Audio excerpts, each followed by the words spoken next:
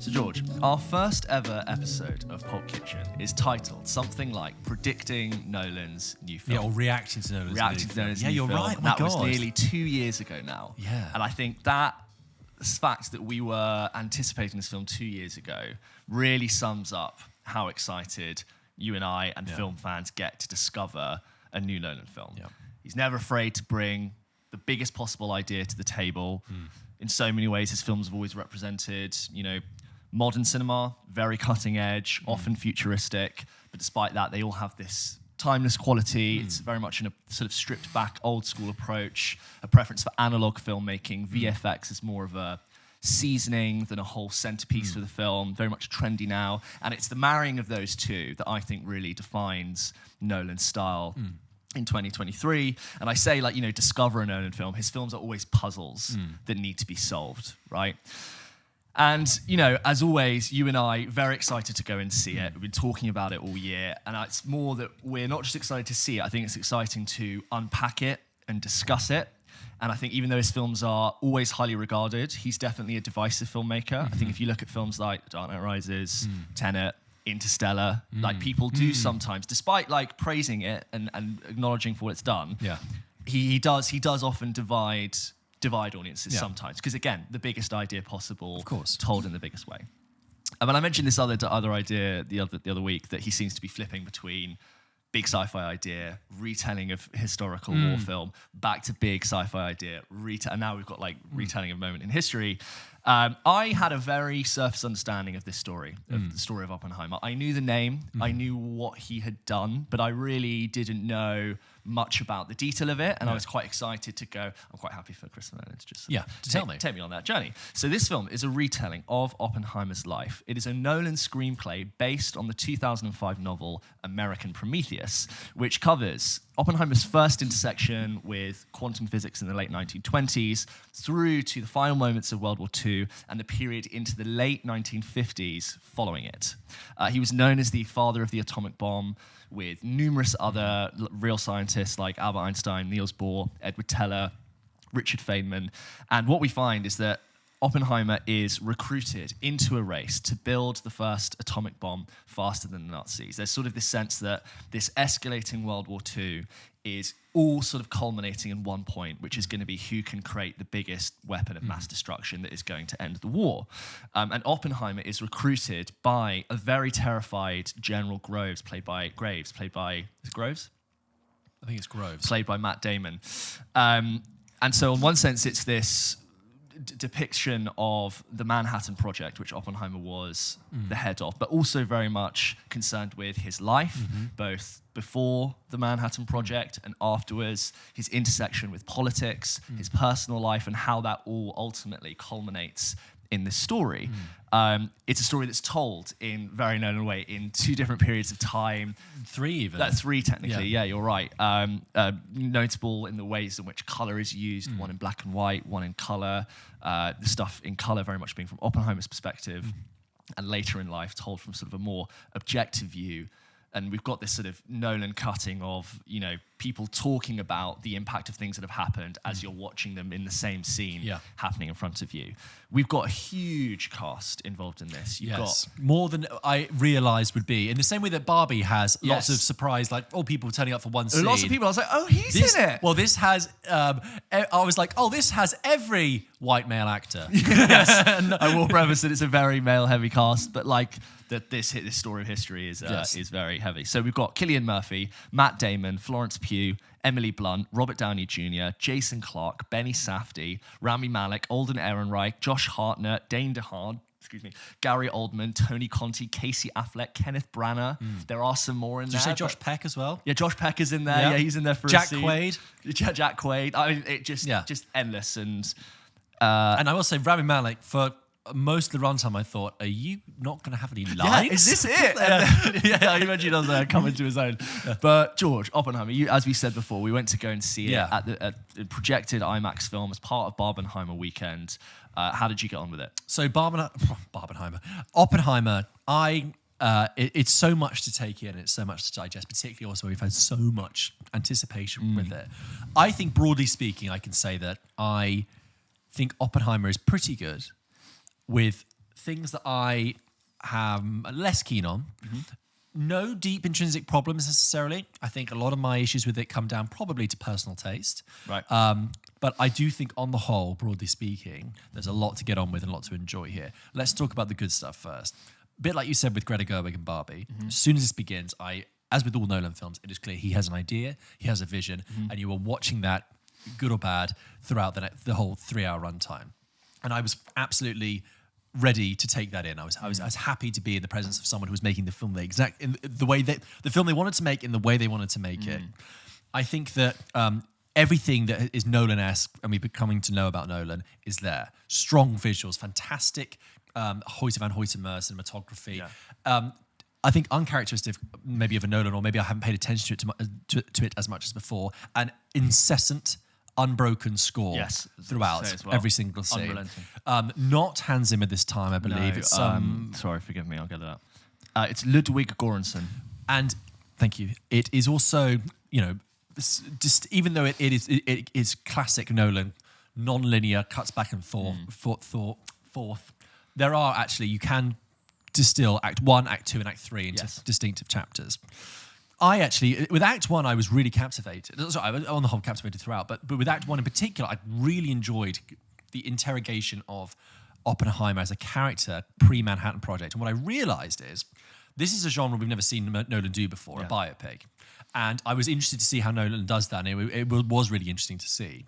And I was realizing that Nolan has not had a deep lead protagonist that he's been able to base a film on, I would say, since Memento. Because, hear me out, Tenet, the protagonist, the character, is called the protagonist. Yeah. That has zero depth to build anything on. Reacts to a lot Dunkirk of things. is an ensemble. Yeah. Interstellar, yes, Matthew McConaughey is the lead character, but it's not about him. In the same way, Inception is more about Cobb, I agree, but I think It's still a very the cold film is telling of about Cobb's life, exactly, and I think the Prestige is big, is more about stuff. But this is the one time I think a singular protagonist is the sole is the primary focus of Nolan's attention. And Oppenheimer's in basically 95% of this film. Absolutely, I'd say. Nolan has said he tries to make the film as much as possible from Oppenheimer's perspective. Commanded by a fantastic performance by Cillian Murphy. We knew he was great. I feel like now, as Robert Downey Jr. says, the wider world gets to see you. But he has always been fantastic, and he delivers absolutely. In a way, he captures this period voice that Oppenheimer has that is is probably a distant cousin of Daniel Plainview. And I think there's more than a few touches of There Will Be Blood It's a in lost this film, actually. American accent, isn't it? Yes, it's slightly patrician, slightly developed, but it's clearly educated. And they will not believe it until they've used it. Yeah, it's and the There Will Be Blood is. I mean, it sounds a bit of a lazy comparison, but just a few times with Cillian Murphy with a funny accent, standing in the desert with a pointy hat, looking at a derrick being built, and I was like, there's something going on here. I also think actually the film bears quite a close resemblance to Damien Chazelle's First Man in the study, or not just in the cinematography actually as well, but like the study of a historic figure from a particular period in American history that is got other things going on in their life. And you and I have both said First Man, I think, is an underrated film. Yeah, absolutely. So what I love, there's bits in the first act where the editing is showing Oppenheimer as a young man, and it's intercutting with visions of a universe that he is struggling to understand. He is a man tainted by genius, and he's seen the raw chaos of the universe and trying to put it together before his very eyes. And what I also love is Nolan is able to show that this is at a time and a context where the universe and our perception of reality was changing. It's not just science. We see him listening to jazz. We see him reading T.S. Eliot's The Wasteland. We see him engaging with like psychotherapy and looking at Picasso paintings. And it's like that post-First World War period, that interwar period was everyone's imagination and perception of what the world can be, following on from the horror of World War One, was up for question. Everything was being debated. And he actually does say that later in a conversation, but ideology of how you run the world. Like exactly. Everything. Why can't there be a revolution of ideas in every single sector? And that's what he was trying to bring to America. And I really enjoyed that. And, like I said, captivated, enthralled by the sheer scale and cinematicness of Oppenheimer. If I was to say what Oppenheimer doesn't quite work for me, is that I think I have a couple of points. My main thing is that again, this might be personal taste. I just think it's important to remember that this is a 3-hour film, and I don't actually mind it being a 3-hour film. I was with it. I just wish a couple of times that Nolan gave me, as an audience member, more time to think, and more importantly, more time to feel. The longer the film went on, the more that pace I described, it hits early on with incessant score and dialogue and information. It hits that point very early on, and that's great and that's thrilling. But over the course of 3 hours, it stays at that point. And I think that's, the longer the film goes on, does a slight disservice to what's happening. And I became increasingly aware that scenes started to be told, became very similar, and almost started to blend in with each other. Obviously, there are key distinctive moments aside, like the Trinity test, etc. Mm-hmm. Scenes kind of rolled into each other, and I felt increasingly towards the end that he was bombarding me with information. Like I said, I know that he's passionate about this subject, but it became to the point where I felt like Nolan was almost possessive of this story and trying to cram in every single bit of information that was that he read into this film.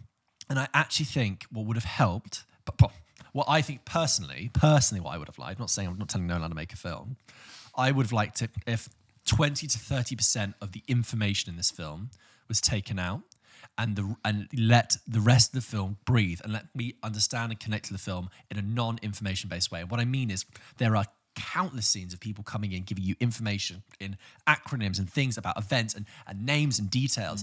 And after a while, I was like, this isn't necessary to me to get into this film. For example, there's one bit, it's a silly bit to focus on, but it just goes to show you the sheer number of details that you're bombarded with. Like, around the time of the test, Jack Quaid's character just says, "Don't give me those glasses. The UV will protect me. The glass in the car will protect me." And you're thinking, "Oh, that's interesting." And that moment, it doesn't actually go anywhere. It's not really relevant. Right, and I felt like saying that might be interesting, and I'm sure there was a reason you included that, Nolan. But actually, for the story you're trying to tell, I don't think that's necessary to me. You're just filling me full of information. And I felt sometimes like Nolan was sat in front of me, reading this textbook, really giving me all the information he needed. And I felt like saying, cinema is more than just how much information you can give me. Particularly the third act as well, which I felt was almost... But like he was doing almost for the sake of biography. I'm like, no, think of the story you're trying to tell. Can we just give us a moment to process this and think about this in a way where you're not telling me the whole time? It's almost like we were saying with Barbie, becoming a little bit didactic. And let me feel. I know Nolan's not typically known for being feeling and emotional. I'll get onto that. But I just thought a couple of moments, let me connect to this a little bit, Nolan. Let this sink in instead of give me the latest factoid and the latest bit of information or trivia from that time.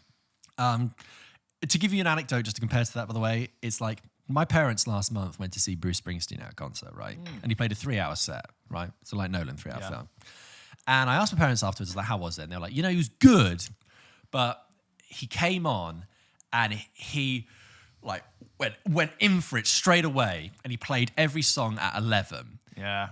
The problem with that is that every song then sounded the same. Over the course of 3 hours, every song started to sound the same because it was just, there was no distinction in it. And I would have liked a little bit more nuance in the way that was told. It's a bit more of an ebb and flow. So that's why I say take away like 20, 30% of the information. Big thing, just personally, Nolan can't do women. He doesn't know how to do women. He doesn't really know how to do people, but I'll start with the women first. When Emily Blunt and Florence Pugh are basically the only female characters worth noting. Olivia Thirlby comes in at one point, but her character is introduced and out of the film so quickly you don't have a chance to blink. With Emily Blunt, I think she is kind of wasted. She's brought into the film hither and dither, sort of to relate to Oppenheimer's things, but I just felt completely underused or misused Emily Blunt, which is such a thing. She's such a talent. And again, it was pretty quickly. I was like, not another alcoholic, dejected wife, Nolan. Come on, please. That's a scene I didn't really like. Do you see women in another way? Like, can we see women in another way? And frankly, I thought the whole Florence Pugh thing could have just been not there. Could have not been there. I could have done without that whole thing. I understand it to an extent. I think it became, that's a spoiler thing. We can pick up on the spoilers, but... All right, we'll talk about that in the spoiler, but I think there's some elements that... But that's another point of like information where it's like... I completely agree with you. Like the female character, a story, if you're looking at a story which is dominated by men, you have a decision of how you want to include women, right? If you're saying, I can't see the women involved in this, it's the wife and its romantic partner, if we're being really cynical, you are then choosing how you want to involve women in that story based on the research. Yeah. And I did find it a slightly poor inclusion for that. I think that Robert Downey Jr. is great, and I love seeing. I was going to ask this: have you ever seen a non-Marvel, non-comedic Robert Downey Jr. performance? Zodiac.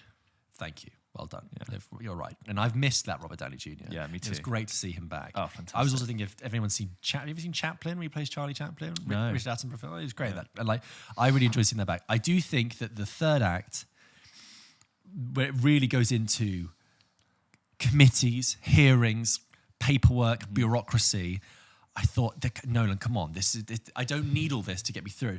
I found the black and white colour unnecessary, frankly, and a distraction. It didn't help, it didn't aid or anything. I just found it a distracting stylistic choice, which he's done before. And at the beginning, we're given, like Dunkirk, a number and a title. And then it goes away. Yeah, well, exactly. So it's like, it shows Fission. Oppenheimer, it says Fission, and I think with Strauss says Fusion, and the other way around. And then that's never dealt with again. Doesn't need to be there. It's not just like a problem, but I'm like, no, just less Nolan, less clutter. I think I needed the black and white to tell between. Really? What, yeah, because also it's not like it's about the past. It's not even the future or the present day rather. It's Strauss's particular point of view. Yes, but that, like, a lot of Strauss's stuff, the black and white was taking place in that very specific week in the mid-1950s, right? And then evolving on from that. So to differentiate that from a very fast-moving first hour and a half.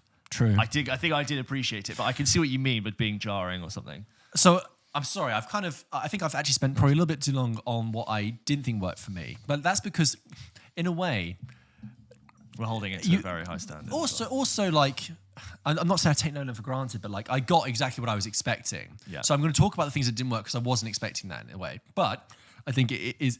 If you asked me what a Nolan biopic would look like, it would be exactly this. And I think, again, a bit like Barbie, I would look forward to kind of diving back in there and getting a hold of it and just being in awe of it again, because some of it is really spectacular. And there is a darkness and a kind of sinister to us about big, existential questions. Again, a bit like Barbie. Yeah. They get under your fingernails. They do kind of stay with you. But sorry, James, that's my kind of initial knee-jerk reaction to Oppenheimer. How did you find it? My criticism of Oppenheimer is similar to yours. Out the gate, coming out of it, I thought that is an incredibly impactful film. It's a film that really does blow you away, pun very much intended. I would say I felt exhausted. Yeah, it's and I'll get on to like sort of the way in which I think you touched on, the way in which it gives you information and pacing. Just out of the gate, Cillian Murphy, incredible. This whole idea that we've been really used to for a long time of using large format to show your landscapes and your wides, but like, have you ever thought about putting it in front of your main character, and you give a character like that trying to contemplate as much as he does. His blue marble eyes. Incredible eyes that with 1,000-yard stare, he's not just looking at what's in front of him, he sees the consequences of the entire future of humanity. And that really did work. It is a film that is incredibly impactful. I think the film demands an enormous amount from its audience, right? And it's not just the fact that it's a 3-hour runtime. It's the information you need to keep up with. That's right there. The score rarely breaks, and it carries you through this incredibly relentless, restless story with very long dialogues, intense monologues, talking scenes with very fast Aaron Sorkin-esque style overlapping. It reminded me of the overlapping scenes in Steve Jobs. Yes. When you've got those like arguments happening through. I would say some of Uncut Gems. Uncut Gems. And Betty Safdie. I even put like in a much more, because I think it's one of the more intimate films Nolan's done. A lot of Terrence Malick work. Yes, right? I very close-up camera, a view of a person remembering things through time, informing their version of actions now. Like that was very Terrence Malick for me.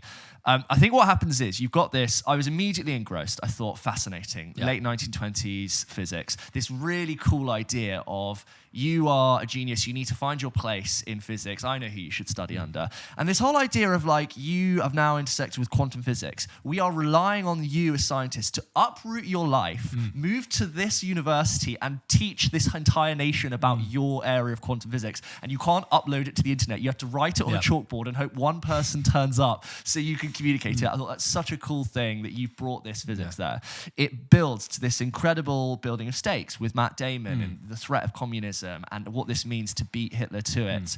And the lead up to the Trinity test, which I thought was a fantastic build up. The tension that was built was everything that you expect from a Nolan film. Really well done.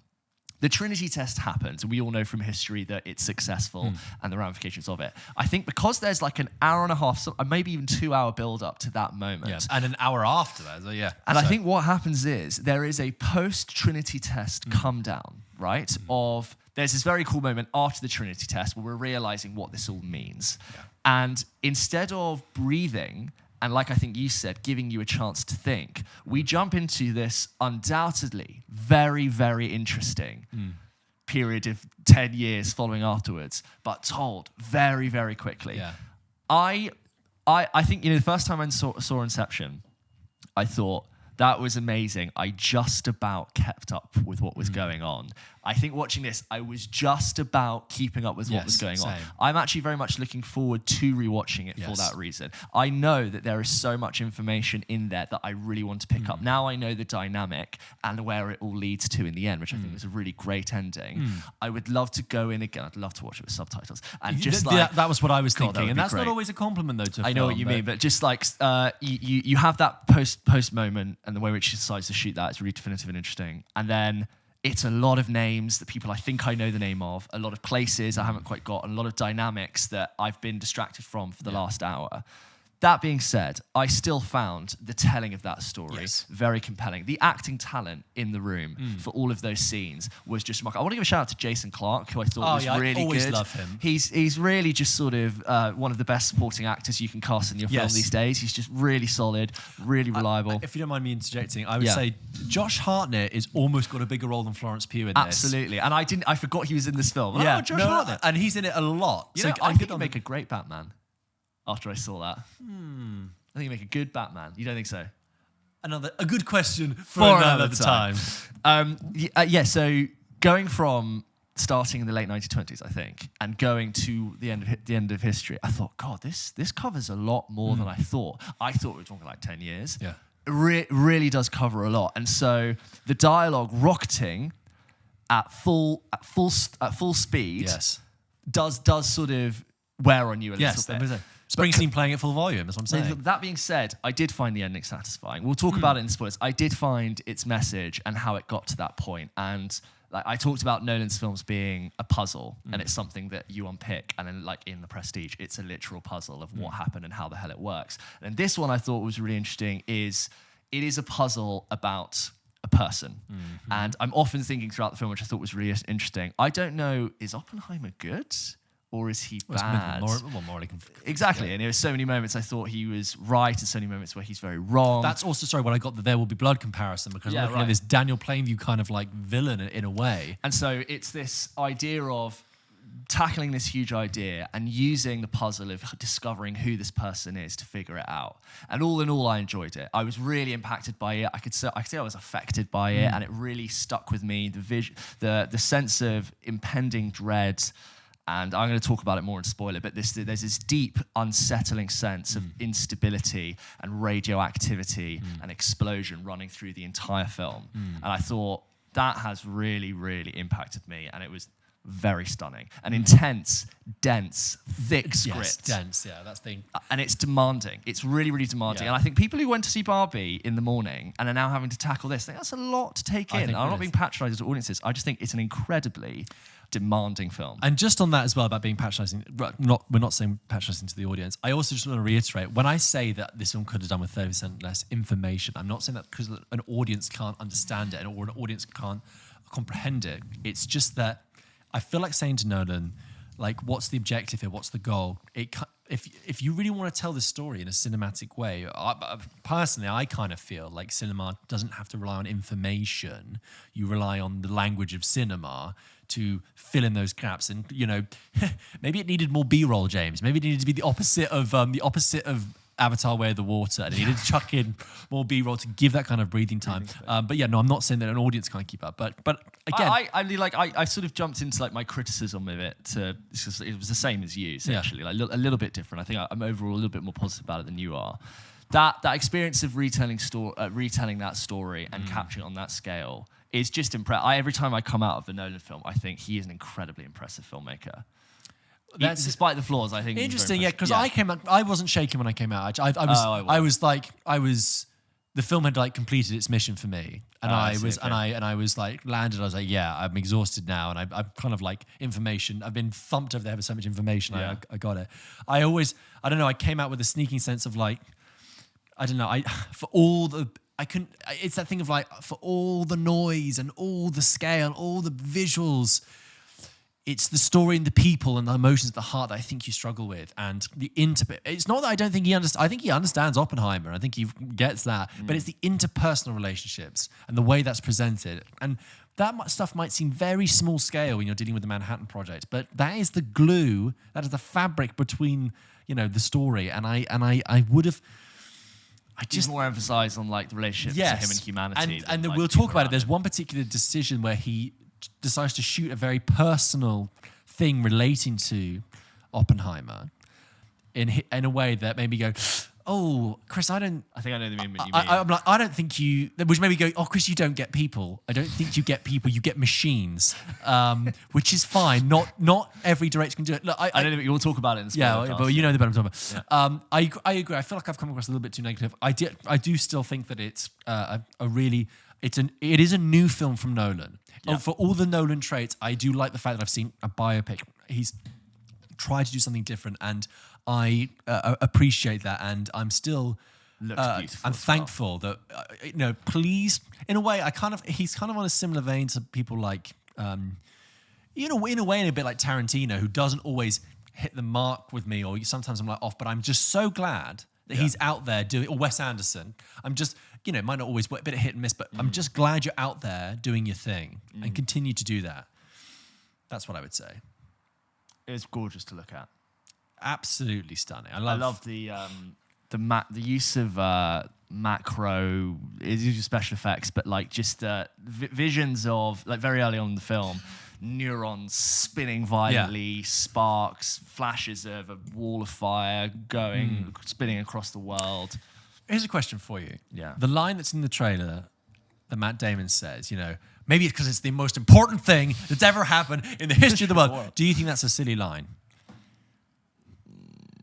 No. I can't decide whether that's a good line or a bad line. There are good lines in this. For all the sometimes flawedness of Nolan's writing, there are a couple of moments early on.